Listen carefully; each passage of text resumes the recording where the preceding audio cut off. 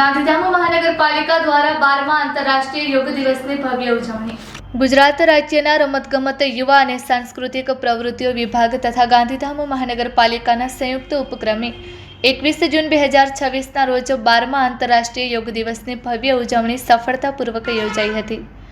Yoga for one earth one health theme હેઠળ રમતગમત સંકુલ ગાંધીધામ ખાતે સવારે 6 થી 8 વાગ્યા દરમિયાન આયોજિત કાર્યક્રમમાં મોટી સંખ્યામાં નગરજનોએ ઉત્સાહભેર ભાગ લઈ યોગાભ્યાસ કર્યો હતો। કાર્યક્રમમાં મુખ્ય અતિથિ તરીકે કચ્છ મોરબીના સાંસદ વિનોદભાઈ ચાવડા ઉપસ્થિત રહ્યા હતા।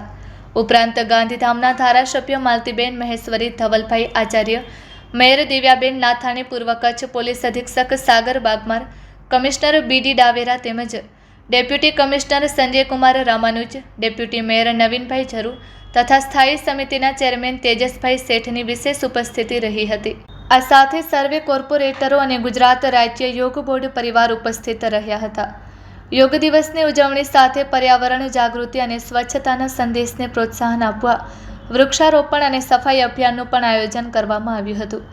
ઉપસ્થિત મહાનુભાવોએ વૃક્ષારોપણ કરી પર્યાવરણ સંરક્ષણનો સંદેશ આપ્યો હતો તેમજ સ્વચ્છતા અભિયાનમાં સહભાગી બની સ્વચ્છ અને હરિયાળા શહેરના નિર્માણ માટે સૌને પ્રેરિત કર્યા હતા।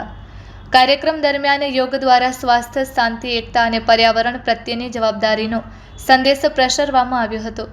સમગ્ર કાર્યક્રમ સફળતાપૂર્વક અને ઉત્સાહભેર સંપન્ન થયો હતો। બાઇટ કચ્છ મોરબી સાંસદ વિનોદભાઈ ચાવડા તેમજ ગાંધીધામ ધારાસભ્ય માલતીબેન મહેશ્વરી। Report by Bharti Makhijani, Gandhidham.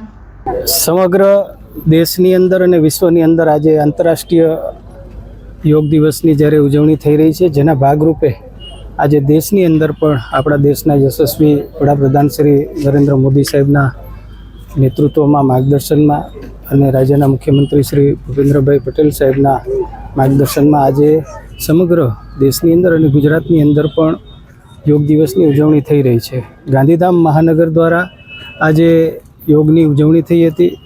ધારાસભ્ય શ્રી આદરણીય શ્રી માલતીબેન મહેશ્વરી, મેયર શ્રી દિવ્યાબેન, અનેક લોકો ઉપસ્થિત રહ્યા હતા। વિદ્યાર્થીઓ મોટી સંખ્યામાં જોડાણ હતા, અનેક સામાજિક આગેવાનો જોડાણ હતા અને યોગના માધ્યમથી જે એક યોગનો સંદેશો સમગ્ર વિશ્વને આપણા દેશના વડાપ્રધાન શ્રી નરેન્દ્ર મોદી સાહેબે આપ્યો છે।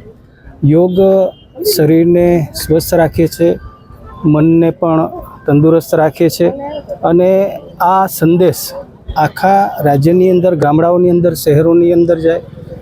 રાજ્ય સરકાર દ્વારા યોગ બોર્ડના માધ્યમથી પણ અનેક શિક્ષકો, યોગ ગુરુઓ તૈયાર કરવામાં આવ્યા છે। આજે જ્યારે વિશ્વ યોગ દિવસ છે ત્યારે એ જ સંદેશો લઈએ કે આપણે પણ રોજને રોજ યોગ કરીએ અને સ્વસ્થ રહીએ।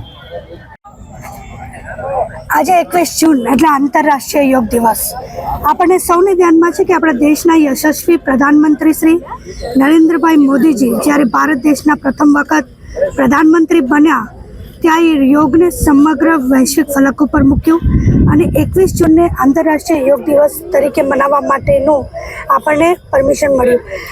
આજે જે રીતે પ્રધાનમંત્રીશ્રીને પ્રધાનમંત્રી તરીકે 12 વર્ષ પૂર્ણ થયા છે, એમ આજે 12મો યોગ દિવસ, આંતરરાષ્ટ્રીય યોગ દિવસની ઉજવણી ગાંધીધામ કોર્પોરેશન મધ્યે સમગ્ર આપણા લોકપ્રિય સાંસદ શ્રી વિનોદભાઈ ચાવડાજી, આપણા કોર્પોરેશનના પ્રથમ મેયર દિવ્યાબેન નાથાણી, સમગ્ર કોર્પોરેટરની ટીમ, સમગ્ર કમિશનરશ્રી, એસપીસી, સમગ્ર તંત્રની ટીમ અને અનેક લોકો સાથે જોડાઈ, યોગ પ્રેમીઓ સાથે જોડાઈ આજે આંતરરાષ્ટ્રીય યોગ દિવસની ઉજવણી કરવામાં આવી।